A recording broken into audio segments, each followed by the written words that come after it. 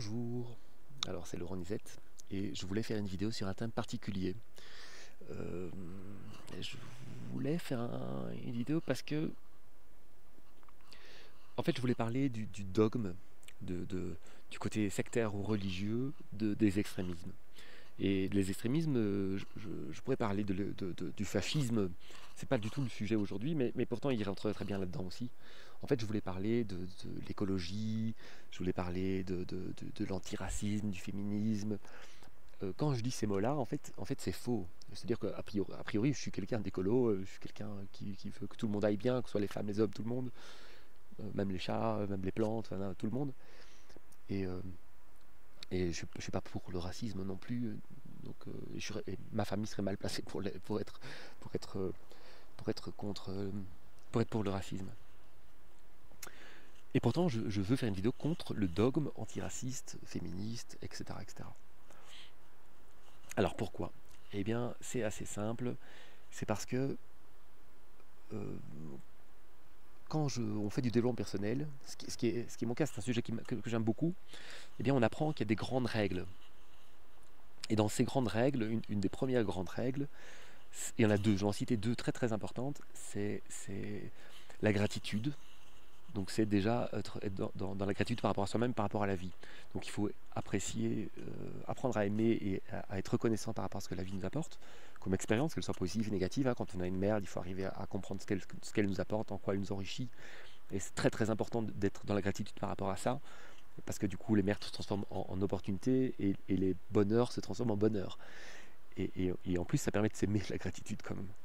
Et alors il y a aussi une deuxième chose, c'est la responsabilité de soi. C'est-à-dire que s'il m'arrive quelque chose de compliqué, ben, il est important que je me dise, ok, qu'est-ce que j'ai mal fait pour que ça se passe comme ça? Comment j'aurais pu agir mieux? Alors quand je dis responsabilité, je ne parle pas de culpabilité, je parle vraiment de responsabilité. Alors, allez, tiens, je vous montre le Mont Blanc, tiens. Attends, je- voilà. Ah non, il n'est pas là, il est là. Voilà. Là, on peut rester comme ça si vous voulez. Hein. Je vous parle en fond sur le Mont Blanc. Donc, bon, vous verrez moins bien du coup. Voilà, gros foirage. Hein. Donc, c'est hyper important ce que je viens de dire. Oh non, vous m'avez en contre-jour, hein, en moitié, c'est mieux, c'est mieux. Attendez, hop, je vais, hop, hop, hop, hop, hop. Voilà.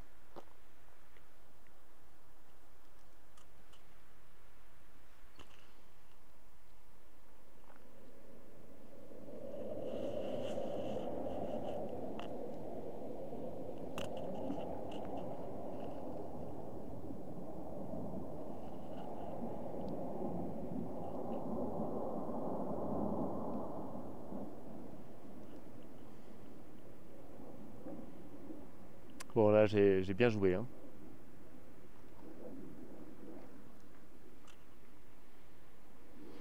J'ai bien, j'ai bien joué. Bon, je touche plus à rien. Alors, oh, si, c'est triste quand même comme vue. Hein. Voilà. Donc c'est très important ce que je veux dire. Je veux parler de ce dogme qui en fait nous empêche d'aller vers ces deux grandes règles du développement personnel, c'est-à-dire la responsabilité et la gratitude. La responsabilité, ça ne veut pas dire aller casser la gueule à celui qui vous a fait mal. La responsabilité, c'est justement dans la bienveillance de l'autre. Et pour ça, je tiens à vous signaler que les personnes que j'ai rencontrées qui étaient dans des dogmes, que ce soit écolo, antiféministes, etc., vous allez voir qu'en fait, il y a une très grande colère. Ils sont en colère. Les femmes sont en colère contre certains hommes. On va dire les non-racisés sont en colère contre les racisés. Mais en fait, c'est pas du racisme. Ça s'étend à toutes les colères. Hein. Je veux dire, ça peut être les pauvres contre les riches. Ça peut être vraiment à tout niveau, les employés contre les patrons, etc. Donc vous allez voir qu'en fait, il y a énormément de colère dans les dogmes. C'est-à-dire que quand on rentre dans ce fanatisme aujourd'hui qui est le féminisme ou l'écologie, tout ça, vous allez voir qu'en fait, il y a toujours en fait une colère contre quelqu'un. C'est-à-dire qu'on n'est pas du tout dans la gratitude de la vie et on est en fait loin de là, on a l'impression de devoir mener une bataille. Et ça déjà c'est important de le comprendre parce que si vous faites du développement personnel, vous allez voir que le développement personnel est absolument contre ça.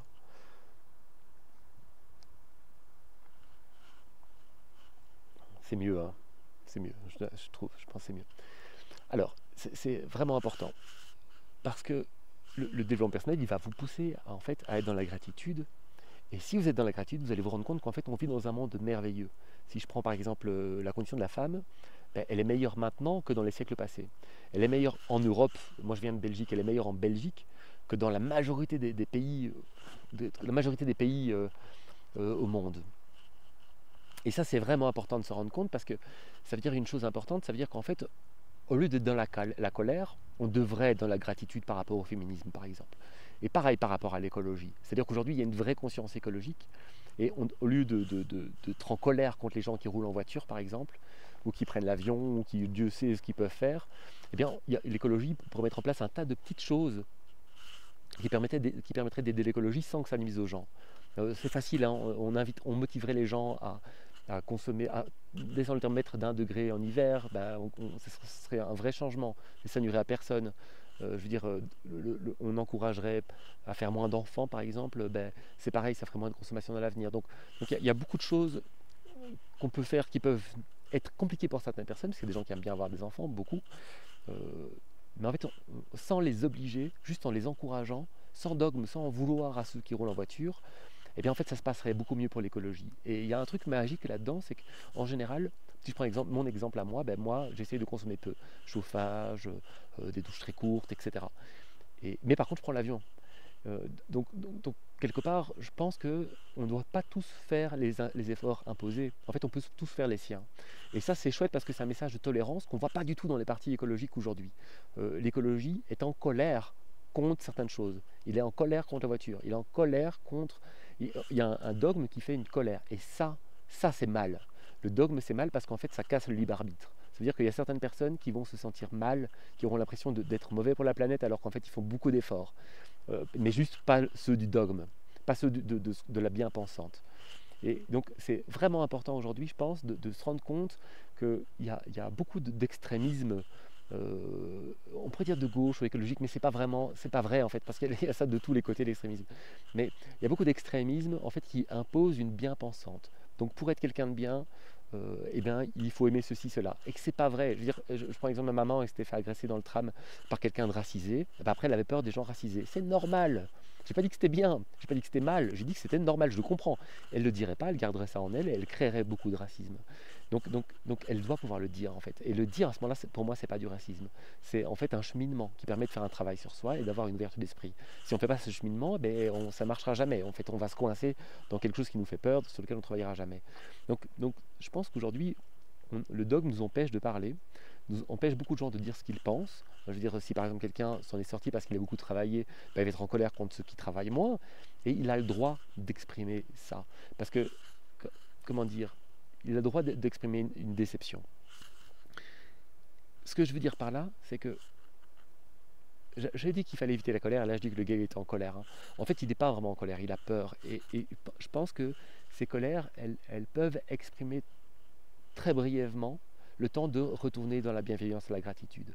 Je pense qu'à partir du moment où si, par exemple, je sais pas, un propriétaire met un appartement en location moins cher parce que c'est le Covid et qui se fait insulter parce qu'il est hors de prix soi-disant, eh bien, je pense que lui va avoir de la colère contre celui qui l'insulte et ceux qui l'insultent auront de la colère contre le propriétaire. Et je pense que si les deux agissaient avec de la bienveillance, eh bien, ça se passerait mieux pour tout le monde. Aujourd'hui, on est dans un monde en conflit.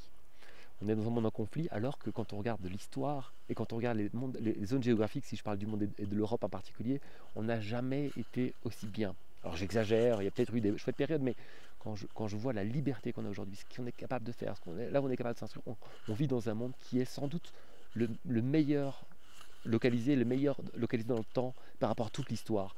Et ça impose une gratitude. Et certains pourraient dire oui, mais j'ai le droit d'être en colère parce que je dois l'exprimer. Ouais, tu as le droit de l'exprimer, mais pas longtemps. Parce qu'en fait, en l'exprimant, tu crées un trou plus grand. Et il vaut mieux reboucher ce trou. Et si tu estimes que la colère va améliorer le monde, si tu me dis oui, le monde est bien, mais je veux l'améliorer, je t'assure que c'est pas avec les révoltés, c'est avec les révolutionnaires. C'est Jacques Brel qui disait ça. Et c'est vrai. Donc il faut de l'amour pour améliorer le monde. En fait, pour améliorer quelque chose, il faut de l'amour, il faut incarner le changement qu'on veut, positif, dans la gratitude. Aujourd'hui, je vois dans l'art, par exemple, je vois beaucoup de choses obscures qui m'inspirent pas du tout quelque chose d'agréable. Il y a beaucoup de revendications. En fait, on est en train de revendiquer. On est en train de revendiquer des trucs qui n'ont presque pas de sens parce qu'on le fait de manière agressive. Et je vois que ça ne marche pas parce que les gens sont blasés de ces revendications. Je vois qu'il y a beaucoup, beaucoup de gens qui sont blasés. Je vois que des minorités sont en train de se mettre en conflit. Et ces minorités, en fait, elles ne défendent plus des causes. Elles sont dans des dogmes. Je ne pense pas qu'elles défendent réellement une cause. Si elles défendraient réellement une cause, je prends l'exemple des vélos à Bruxelles. Là, on voit vraiment qu'il y a un conflit entre les vélos et les voitures. À Bruxelles, c'est peut-être comme ça ailleurs, j'en sais rien. Alors qu'en fait, on aurait pu apporter le vélo de manière tellement plus agréable. Je veux dire, au bois de la Cambre, il y a une belle forêt. On aurait prêté des vélos aux gens. Ils auraient peut-être appris à faire du vélo, aimer ça. Ils auraient peut-être acheté un vélo. Et c'était cool. Il n'y avait pas de problème. Il n'y avait pas besoin de créer des tensions. Et là, on voit que les dogmes, elles créent des tensions. Euh, je pense que quand on parle à quelqu'un qui a une opinion différente, il faut partir du principe où son opinion différente, elle est même probablement juste. Et on a tout intérêt à s'intéresser à l'opinion de l'autre pour essayer de la comprendre, et même au moins comprendre son cheminement. Et ça permet d'avoir un vrai dialogue et de créer quelque chose de juste. Si je prends l'exemple de la politique, eh bien, tous les partis peuvent avoir, c'est certain, des bonnes idées. Et pour moi, un gouvernement qui a du sens, c'est un gouvernement qui est représenté par tous ces partis pour que toutes ces idées soient défendues, que toutes les bonnes idées soient défendues. Parce que si jamais il y a un parti qui est vraiment au pouvoir, s'il y a des idées qui gagnent, on va rentrer dans un système totalitaire. Et on voit aujourd'hui que l'écologie, alors je ne veux pas critiquer les partis écologiques, parce qu'il y a des gens qui font ce qu'ils peuvent de bien, hein, qui doivent être confrontés d'ailleurs à ce côté dogmatique, qui doit les embêter. Mais on voit que le fonctionnement de certains dogmes aujourd'hui, qui se traduisent parfois en politique, elle est dogmatique. Dogmatique et totalitaire. Et ça, c'est dangereux. C'est dangereux parce que l'histoire du monde nous montre que dès qu'il y a eu des dogmes, il y a eu des vraies guerres, des vrais conflits. Alors, il peut y avoir des gens qui peuvent me dire, oui, mais c'est la guerre aujourd'hui. C'est pas la guerre. En fait, la guerre, ça veut dire que les gens meurent presque sans raison. Ça veut dire qu'on peut violer en toute impunité, voler, frapper. En fait, c'est la loi un peu du plus fort. Ce n'est pas la guerre aujourd'hui. Aujourd'hui, en fait, on est dans un monde incroyablement merveilleux. L'ascension sociale est possible, l'éducation est possible, l'apprentissage est possible. Et tout ça à des prix très très abordables. Donc on est dans un monde qu'on peut aimer, qu'on peut chérir, dans lequel on peut avoir de la bienveillance. Quand on se bat pour des grandes causes comme l'écologie ou alors le féminisme, pour moi, ça n'a pas de sens. On devrait lutter contre la violence, qu'elle soit verbale ou physique, ou les inégalités, mais pas pour une inégalité d'un sexe. Là, déjà, on crée l'amalgame, ça n'a aucun sens. Ça, mais je suis très très sensible à ce qu'il n'y ait pas d'inégalité. Si la femme est dans une situation inégale, je suis sensible à ça. Je pense que les hommes sont dans d'autres situations inégales, comme il y a plein de situations inégales. Et je suis très sensible à ce genre de causes. Et elles doivent exister. Et c'est très bien qu'il y a des gens qui les défendent. Je ne suis pas contre les gens qui les défendent. Mais il y a encore une dernière chose à comprendre, c'est que la vie, c'est l'adversité. Et il y a aussi des bons moments. Mais l'adversité, elle nous grandit. Et donc il faut grandir de l'adversité. Si on veut un monde plat, où il n'y a pas d'inégalité, pas d'injustice, où tout est facile, en fait les gens ne grandiront plus. Ils deviendront très simples, il y aura beaucoup moins de libre arbitre, et le système dogmatique religieux aura toute sa place à ce moment-là. Aujourd'hui, on est dans un espèce de pivot où les gens sont encore capables de penser par eux-mêmes, beaucoup. De plus en plus, il y a une philosophie d'ouverture d'esprit. Le développement personnel a apporté ça. On peut réussir par nous-mêmes, on peut être fier de nous, on peut être dans la gratitude. Donc elle apporte la remise en question, etc. Et le totalitaire fait l'inverse. Le dogmatique va effacer ça en nous disant ce qu'on doit penser. Et il va gommer les difficultés. Et si... Moi, j'ai entendu, dans ma carrière, j'ai entendu des gens confrontés à des inégalités, des injustices, moi le premier, et quand ils ont vécu ces injustices, ils m'ont dit, Laurent, cette injustice, c'est la meilleure chose qui m'est arrivée, parce qu'elle m'a permis de m'aimer, de me dépasser et de grandir. Et en fait, ça, c'est important. Aujourd'hui, il y a beaucoup de causes qui perdent leur sens, parce qu'en fait, on ne sait plus, on veut un monde parfait, et le monde ne sera jamais parfait. Donc je répète, aimons le monde comme il est. Aimons-nous, aimons les autres, et s'il vous plaît, de la gratitude et de la responsabilité non violente. Arrêtez de penser que vous avez raison. On a tous raison, et c'est notre raison ensemble qui sera juste. Et s'il vous plaît, arrêtez les conflits en jugeant les autres. Si quelqu'un ne fait pas les efforts que vous estimez qu'il doit faire, ce n'est pas grave, il en fait probablement d'autres. Et s'il n'en fait pas d'autres, c'est qu'il est peut-être son cheminement. Et si vous trouvez qu'il y a des injustices, des trucs très très graves qui sont arrivés, même le plus grave qu'on puisse imaginer, ce sont des expériences de vie. C'est la vie, c'est normal. Il y a des gens qui meurent dans la vie. Alors, je ne dis pas qu'il ne faut rien faire qu'il ne faut pas les aider à ce que ça se passe bien. Bien sûr qu'il faut les aider, mais pas en créant des conflits. Parce que sinon, on va aller trop loin. On le voit un peu pour l'instant avec le Covid, hein, où on veut que le patient soit zéro, qu'il n'y ait plus rien, plus zéro malade. Ça n'arrivera jamais. dire, c'est normal que dans l'expérience de la vie, il y ait des difficultés qu'on doit surmonter. Et c'est ces difficultés qui font de nous des personnes qui existons. C'est grâce à ça qu'on peut s'aimer, en fait. C'est grâce aux difficultés. Donc c'est très très important d'avoir des causes, de combattre pour des causes, mais de le faire dans la bienveillance et l'amour. Merci. Je vais me faire massacrer avec cette vidéo. Merci. Ciao. Ok, je fais un tout petit insert parce que j'ai oublié quelque chose d'important sur la colère. Donc j'ai dit que les gens qui étaient en train de combattre, de lutter, féminisme, écologie, il y a des gens qui le font très bien, hein, mais malheureusement plus maintenant. Mais quand on est dans la colère, féminisme, écologie, tout ça, antiraciste, à l'extrême, la colère, on revendique, on doit crier, etc. On est fâché. En fait, cette colère, là où elle n'est pas bien, c'est qu'en fait elle nous fait du mal à nous. Cette colère, en fait, elle vient elle casse la deuxième règle de développement personnel, où en fait, et la première aussi, mais où en fait elle ne vous rend pas responsable, elle vous rend victime. C'est-à-dire que c'est comme si on était dans un magasin pour enfants et que faut à nouveau, et qu'en fait vous vous disiez oui. Je veux ça et tant que je l'ai pas, je hurle. Mais ça marche pas en fait. La colère, ça va vous faire du mal à vous, ça ne permettra pas d'atteindre le but sainement. Parce que les gens vont se cacher en fait et quand même penser ou faire ce qui font du mal, mais surtout vous aurez de la colère contre vous. En fait, cette colère, elle n'est pas contre le monde, elle est contre vous. Cette colère, elle n'est pas bien placée. En fait, cette colère, elle est votre incapacité à apprécier votre vie. Elle est votre incapacité à avoir de la gratitude. Elle est votre incapacité à avoir de la responsabilité. Quand je dis responsabilité, c'est pas de responsabilité d'aller casser la gueule à quelqu'un, je le répète. Hein. La responsabilité, c'est pas ça du tout. La responsabilité, c'est vraiment se dire qu'est-ce que je peux faire pour que ça m'arrive plus, dans la bienveillance, sans faire de mal à personne, et que tout le monde le vive bien. Et vous allez voir que si vous êtes dans la colère, vous serez incapable de gratitude pour ces choses-là et incapable de bienveillance. C'est-à-dire que quand les gens sont, par exemple, je prends l'exemple du féminisme ou je sais pas, on va dire plutôt, je n'ai pas parlé beaucoup du racisme. Si je prends l'exemple du racisme, si je dis à quelqu'un, oui mais le racisme, on est ici, et avec la manifestation Black Lives Matter en Belgique, en France, on est dans des pays très très peu racistes par rapport au reste du monde. Je veux dire, je sais pas, ici la Turquie, ici la Chine, ici je peux citer plein de pays, il y a des pays beaucoup plus racistes que nous. Nous, on est très très peu en fait. Donc nous, on doit, ok, il y a une injustice, mais on doit d'abord se réjouir. On doit d'abord arriver à court-circuiter cette colère qui nous fait du mal, qui est en fait le reflet, je l'ai dit, mais de notre incapacité à aimer l'autre monde. Il y a être responsable de soi. C'est-à-dire que c'est très facile de dire je vais mal parce qu'il a été raciste, je vais mal parce que ceux-là sont défavorisés, je vais mal parce que je suis opprimé. Mais en fait, à chaque fois que vous faites ça, vous vous rabaissez à vos yeux, vous devenez quelqu'un qui ne vaut pas la peine d'être aimé. En fait, parce qu'il y a des gens qui ont tous les défauts possibles et qui réussissent très très bien leur vie. Donc c'est la preuve que ça dépend de nous. Je pense à Philippe Croison là, qui n'a pas de bras, pas de jambes et qui traverse la Manche. Mais écoutez, c'est extraordinaire. Moi-même, je suis cet exemple-là. Moi, j'avais une famille pauvre et pourtant je me bats pour avoir des acquis. Je crois que je m'en sors pas trop mal. Donc la colère, elle va vous faire stagner, elle va créer de la violence, et elle va créer ce dogme qui va nuire au monde et qui va l'empêcher de grandir.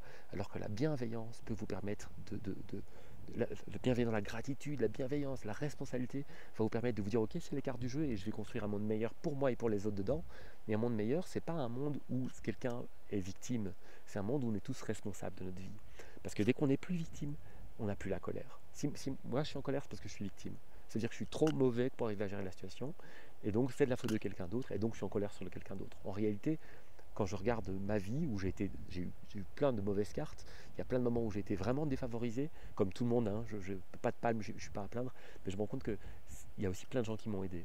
Et je me suis rendu compte que ça m'a donné envie de me battre, ça m'a donné envie de construire, ça m'a rendu plus intelligent, plus habile, plus vif, plus compétent. Donc j'ai pas dû être en colère contre quelqu'un pour arriver à m'en sortir, j'ai dû juste m'aimer et moi progresser, et ça fait le même effet, c'est-à-dire que comme on dit souvent, il vaut mieux au lieu d'abaisser les autres, il vaut mieux se faire grandir soi. Et c'est ce que j'ai fait, c'est j'essaie de me faire grandir soi. Moi, pardon. Donc voilà, je voulais juste faire ce petit point. La vidéo était déjà trop longue, mais je voulais juste faire ce petit point sur la colère. Quand je dis que les écolos, les finissants en colère, ben, je voulais juste préciser ce que c'était que cette colère. Cette colère, elle est vraiment pas bien. Parce qu'elle fait du tort à beaucoup de monde et elle apporte pas grand-chose. Je suis désolé. Merci. Au revoir. Bonne nuit.